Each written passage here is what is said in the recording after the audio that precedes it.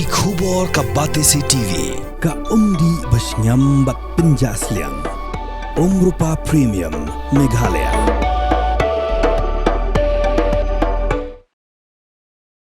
Ka MLA na Ambati constituency kamiani di Shira kelawan rai ka motion hing nerbat hawan jong jilla. Hello ka supplementary demand for grant jong tanat home guard and civil defense. But hakani ka motion kelapen pau ku jing sokya. Hello ka jing Slem parat ka sarkar bansi ka Tulop lani ka bainong Trei jong home guard volunteers ki betre ku munong penyat kali lani ki bayarap ka tanat fire and emergency services bakla kran ru hello ka jing bamiat bet keru kam thong kam yaki. Lakarsya ni kani ka motion do MLA ka nong krem uba aden mela besai maj unoi lam kaliang persya u Dr. Mukul Sangma baru MLA ka dadengre urupa marak ya ka bakila penpau kimat ki biasa rem lang kata kajing Slem kajing rit palat ke Tulop jonggi home volunteers berkum juru kajing mam ayaki ke training kababiang.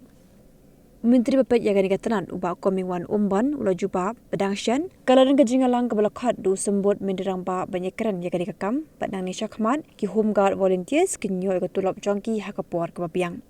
Haba berendap ke Jubab mendirang ba ke jelau Conrad ki sangma uloong bekajing Trei ki home volunteers kamde kakam kabahap bantung Hendaki degi no yarap negi no Trei Sngewbha bani yarap ika sarkar berkum ta kamdan kajing thongkam. Hakabe depat bagajing Slem kajing siwyaki uloong pabro shikata omdan kamang tingka limba kita ki head of account ban pet kajing siwyaki Henry mental IT chekatanar pulet bagan pet yakane bakin pinpoy ka Tulop jongki hakapor kababiang. Speaker sir, on the recommendation of the Governor, I beg sir to move that an additional amount of ₹16 crore 56 lakhs 27,681 be granted to the Minister in charge to defray certain charges which will come in the course of payment during the year ending the 31st March 2026 for administration of the Head 2070 Order Administrative Services 4059 Capital Outlay on Public Work. Sir. Motion moved. Now there is one cut motion against this grant tabled by Srimati Miani Dishira, MLA, and Rupa Mara, MLA. Any one of you may kindly move. Sir, I beg to move that the total provision of rupees 165627681 supplementary demand number 11 head 2070 other administrative services at page 23 of list of supplementary demands be reduced by rupees 100, that is the amount of the whole supplementary demand of rupees 165627681 to stand reduced by rupees 100. Motion moved. Now you may initiate discussion. Thank you, Mr. Speaker, sir. Sir, I want to be very specific on this cut motion. Now, the issue which is very pertinent, that is the continuous and ongoing grievances amongst the Home Guard volunteers regarding their non-payment of their wages and salaries on time. Time and again, as legislators, as representatives, we hear the grievances and, every other time it's almost similar problems, and that is that they are not receiving their wages or their salaries on time. I think we have discussed at length in this August House earlier as well regarding this issue. So therefore, sir, I want a clarification from the Honourable Minister, because the supplementary demand sought for is for the payment of wages and salaries. So may I know for which time period the wages and salaries will be given, and whether it is just few months or for a specific financial year, this year or previous years. So may we get the details of the time period for the payment of wages and salaries. And there is another grievance as well. So it is regarding how the volunteers are being selected for the requisitioning of the police department so that they are sent to the traffic branch or the fire emergency services. Now, there is no transparency as to how this selection of requisition is being done. So if we can get a little clarification on that, I think it will be for the benefit of this August House. And these are the few submissions that I have regarding the supplementary demand sought for. Thank you, Mr. Chairman, sir.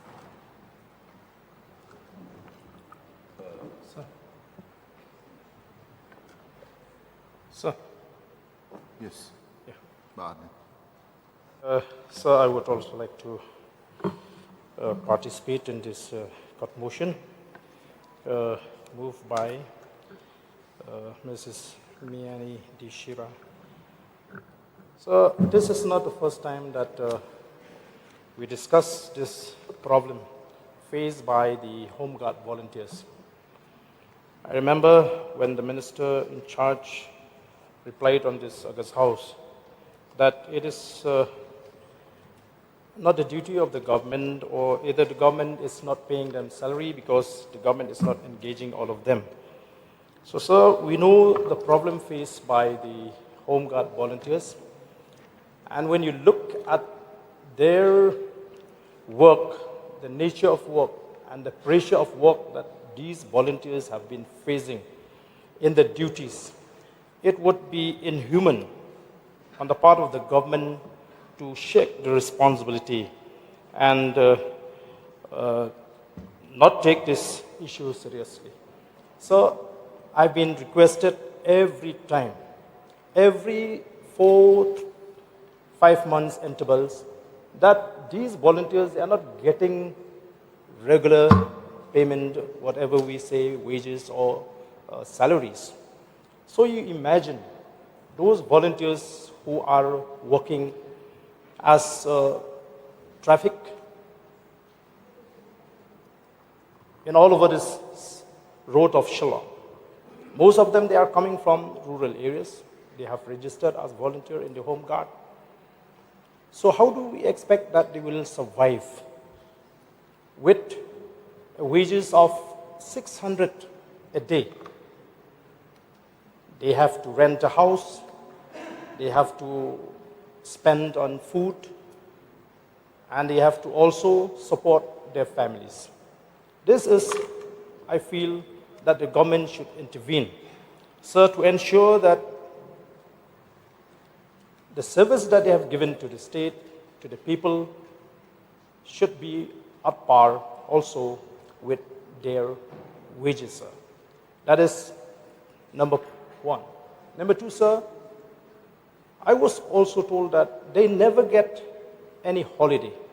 Once they take holiday, their wages will be cut, will be deducted. That is also another area that we need to look in, sir. Therefore, sir, I feel that as workers or as employees, they are being deprived of the rights to enjoy or avail holidays. Sometimes they get sick, but they will not be spared. Their salaries, their wages will be deducted. So, sir, I feel that the government should also take care of these volunteers, you know, who have been requisitioned and employed by these organizations. There are many organizations who have engaged as, you know, franchisee, and these organizations also needs to understand. I think the government will have to intervene and ensure that these volunteers are treated as human. They are taking advantage because of the lack of employment. So these people are forced to stay in the job that they are now because there is no other opportunity. Had it been that there would have been other opportunities, better opportunities, they would have left. They would not remain in this job. So even the volunteers requisite with government departments, like fire service, even in the assembly secretariat, they are complaining, sir. They are complaining.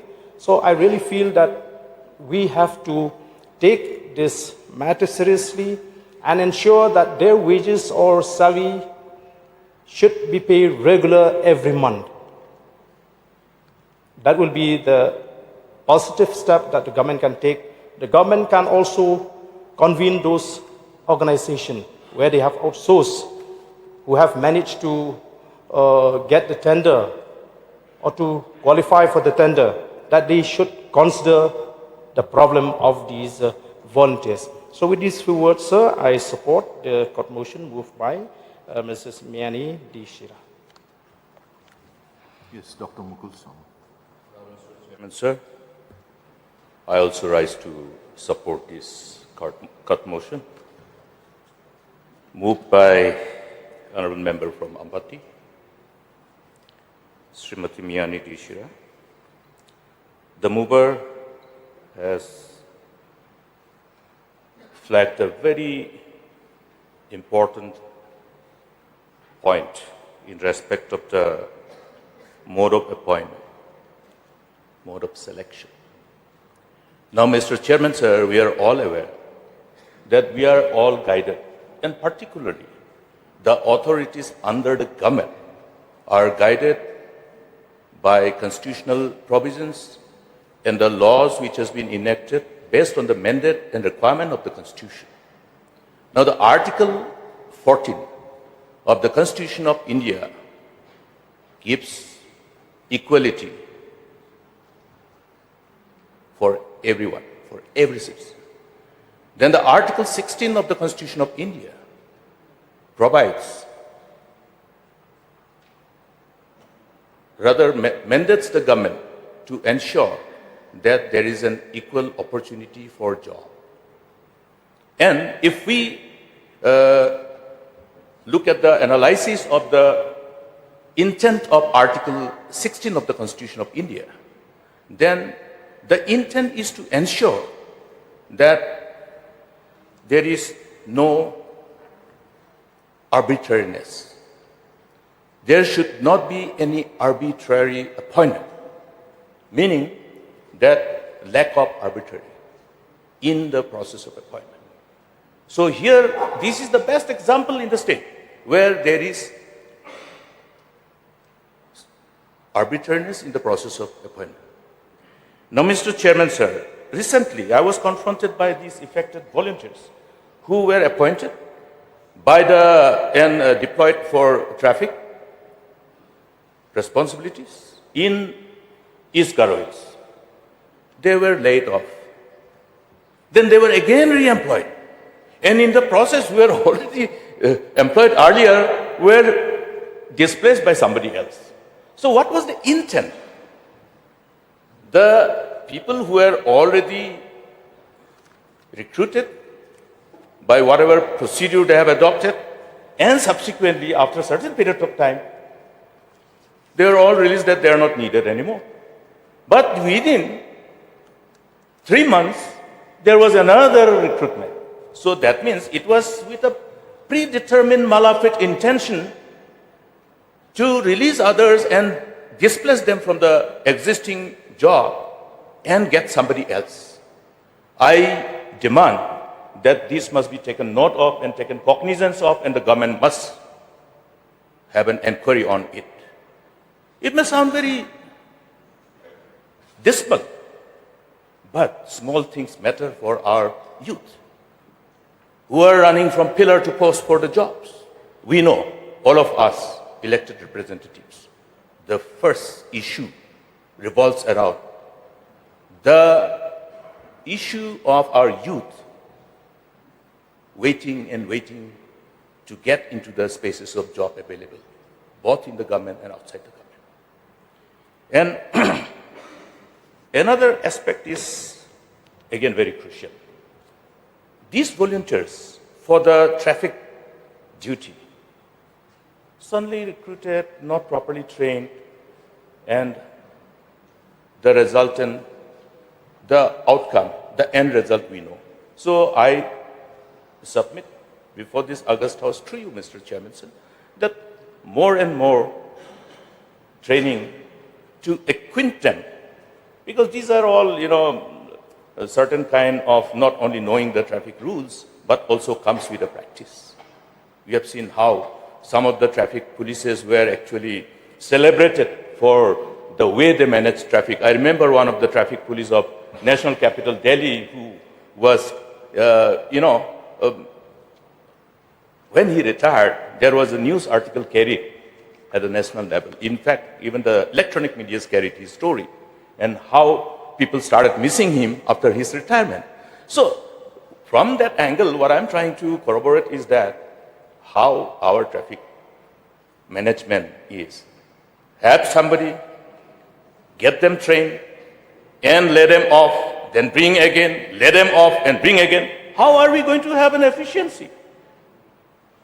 So, Mr. Chairman, sir, this is something which must be because of the some kind of disregard to the provisions of the Constitution and the responsibilities of the authorities which is vested upon them to ensure the mandate of the Constitution while performing their duties. Therefore, Mr. Chairman, sir, I am sure government will take cognizance of these and ensure that these are not repeated. Another part is the fire services. Now we know how, as global community, we are confronted by this challenge. Look at what happened to California, Los Angeles. Look at what is happening in the Southern Europe. Look at what is happening elsewhere. The impact of climate change. It's not just the fire disaster because of the usual whatever factors lead to any fire accident. But there are other factors, new factors, which is beyond the control of mankind. So therefore, the need to have an effective trained, well-trained man and woman to take responsibility of firefighting has become necessity. We cannot play with the life of people. Untrained people go. How many trained people are also becoming victim while fighting to douse the fire? So this is something which should take, this should draw the attention of the government about the seriousness of the job, the kind of job, the kind of training that is required, and the wherewithal which should be given to them. I was referring to the change of building bylaws.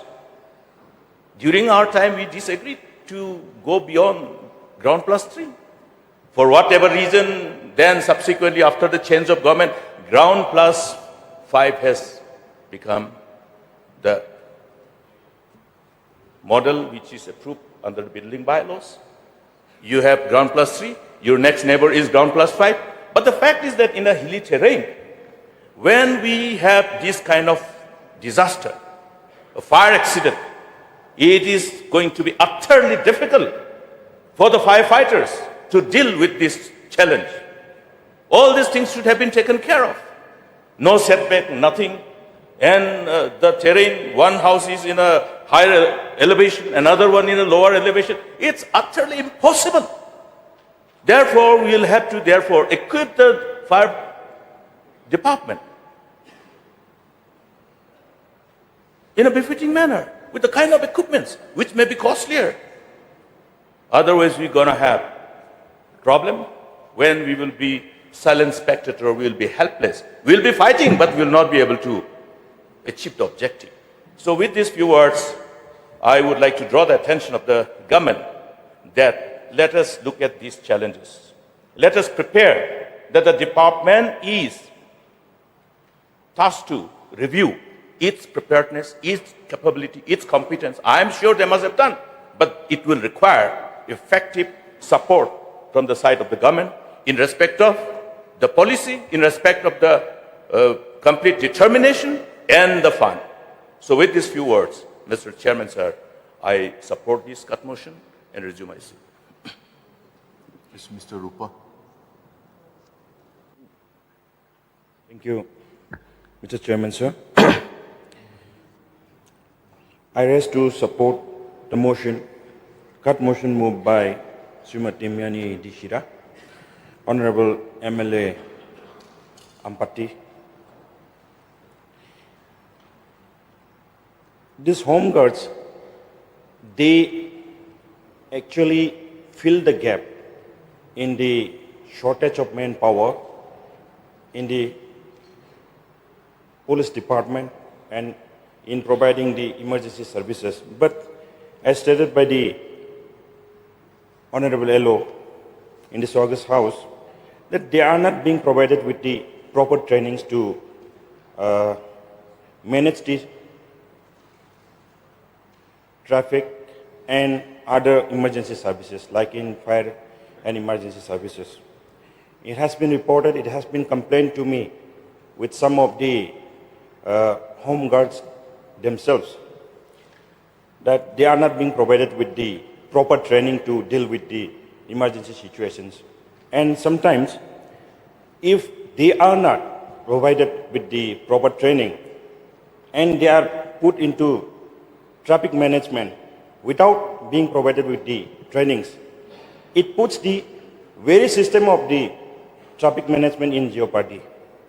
So I would like to draw the kind attention of the concerned minister to look into this concern. And another concern which I would like to put forward in this August House is, yesterday only I got some messages, and even in the YouTube, in our Meghalaya Legislative Assembly channel, some of them were commenting why our MLAs are not taking up the issues of home guards. And some messages came from Garo Hills also. The home guards who are engaged in fire and emergency services, yesterday only they sent me the message. They have not been paid with 4 months' salary. So it should be taken very seriously, sir, because fire and emergency service is a very important department in which they are engaged and they are filling up the gap of the shortage of manpower.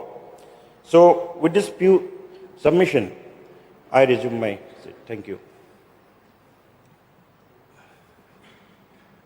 Now, I will call the Minister in charge to reply. Thank you, Mr. Chairman, sir. At the very outset, I would like to thank the Honorable MLA from Ampati, Srimati Miani Dishira, and also the Honorable Member from Nongkrem, Mr. Aden Miller Basaumoit, and Honorable LO, Dr. Mukul Sangma, the MLA of Songsak, and also the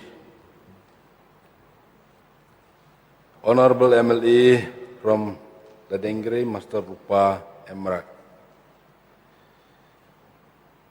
Sir, let me explain regarding this problem of the home guard volunteer face from time to time. Sir, I am grateful to the Honorable Member from Ampati, Srimati Dishira, for moving this court motion and thereby giving this August House an opportunity to discuss the grievances of home guard volunteer requisitioned by the police department for deploy in traffic and fire emergency. Sir, on the compendium of instruction, the home guard organization in India was first raised in Bombay as a voluntary organization to assist the police in controlling civil disturbance and communal riot on 6 December 1946.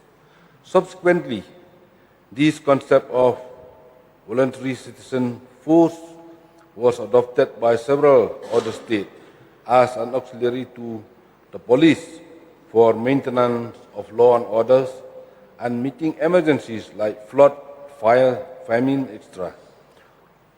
Ultimately, in the wake of Chinese aggression in 1962, the government of India advised all the state and union territories to merge their existing volunteer organization into one organization called as Home Guard, which would be voluntary both in concept and character. The primary role of Home Guard is to serve as an auxiliary to the police and assist in maintaining internal security, assist the community in any kind of emergency and air raids, fires, a flood, an epidemic, and so on. Organize functional unit to provide essential services such as motor transport, pioneers and engineers, group, fire brigade, nursing and first aid operation of water and power supply installation, etc. Promote communal harmony and assistance of administration in protecting water section of the society. Participate in socio-economic and welfare activities such as adult education, health, hygiene development scheme, and such other tasks as are deemed useful. As stated in Chapter 110 of Home Guard's Compendium of Instruction, Home Guard is a voluntary organization and almost all rank up to company level are volunteers. Only a small number of full-time paid staff for training, command and control in enterprise at city, town, district and state level. The Home Guard volunteers are trained in district training center, in drill without arms, weapon training, fire discipline and civil defense training like firefighting, rescue, first aid, flood relief, etc. With an objective to raise a voluntary citizen and organization to serve as auxiliary to the police, to assist in maintenance of law and order and guard duty, and to help the community at any time of emergency, such as air raid, fire, flood, landslide, etc. After the completion of basic Home Guard volunteer training, the volunteers are engaged with various requisitioning agencies, which include common private agencies, to perform the duty assigned to them, and also with the state police for traffic duty in Shillong, Juai, Tura, and Nongstoin. And there is no in East Karawil, William Nagar. And also in the fire emergency service. The Home Guard civil defense organization have over the years rendered yeoman service to society. The department has played a significant role in the responding to various emergencies, such as occurs due to natural calamities like flood, landslide, cyclone, etc. Apart from assisting police in law and order situation, the department has also conducted various awareness programs and training courses related to disaster management to the general public and to the school and colleges students. It may also be mentioned that the State Disaster Response Force, SDRF, has been actively engaged in responding to disaster over the year and have saved many lives and property in their professionalism and indicated service. In order to ease the traffic congestion in Shillong, Juai, Tura and Nongstoin, the Home Guard volunteers are engaged by the police department to assist them in traffic management. In addition, Home Guard volunteers have also been requested to augment the manpower of fire emergency service in Eastern and Western Range in the capacity of driver, firemen. It may be stated there are a total of 1075 volunteers requisitioned by the police. Out of this, payment of 165 numbers of Home Guards volunteers is paid by our department. It may be stated that they have been received their duty allowance regularly since this department has dedicated head of account for the same. This is not the case in the police department, which does not have dedicated head of account. Hence, the delay of payment for the remaining home card volunteer whose salaries are disbursed by the police. With the aim of resolving the long-pending issue of delayed payment of salary of the home card volunteers whose duty allowance is borne by the police department, an emergent meeting was held with the Deputy Chief Minister in charge of Home Police, where it was decided that henceforth payment of duty allowance of said volunteers be taken over by Home Guard and Civil Defence Department. These Home Guard volunteers were deployed at various locations, and this has indeed helped to streamline the flow of the traffic and also to ease the congestion to large extent. Also, Home Guard volunteers are engaged by fire and emergency service to augment their shortfall of manpower. Finally, I would like to state that the supplementary demand is proposed amounting to rupees 16 crores 56 lakh 27,681 only to disburse for payment of duty washing allowances to the home guards volunteers deployed with the Meghalaya Police for traffic duty at Shillong, Juwai, Tura and Nongstoin, and also those deployed with fire and emergency service, Western Range up to the month of February 2026. Since the budget allocation of rupees 3 crore 56 lakh 71,000 is insufficient to meet the expenditure and the supplementary demand. For payment to Mrs. M.S. Indranush Lukno, the firm which conducted the transparent recruitment process during the recently conducted recruitment drive in the department, since the budget allocation of rupees 4,50,000 is insufficient to meet the expenditure, an additional amount of rupees 67,89,609 is required to make the payment to the firm.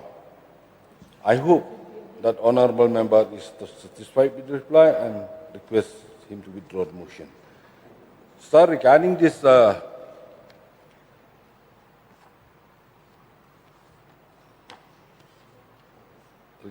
late payment of the home guard volunteers who deployed by the police department, you see, the police department they didn't have the dedicated head of account. That's why after the emergency meeting called by the Deputy CM, the decision was taken and handed over to the Home Guard Department. By the next future, I think, the salary of the Home Guard volunteers will be paid timely. And also regarding this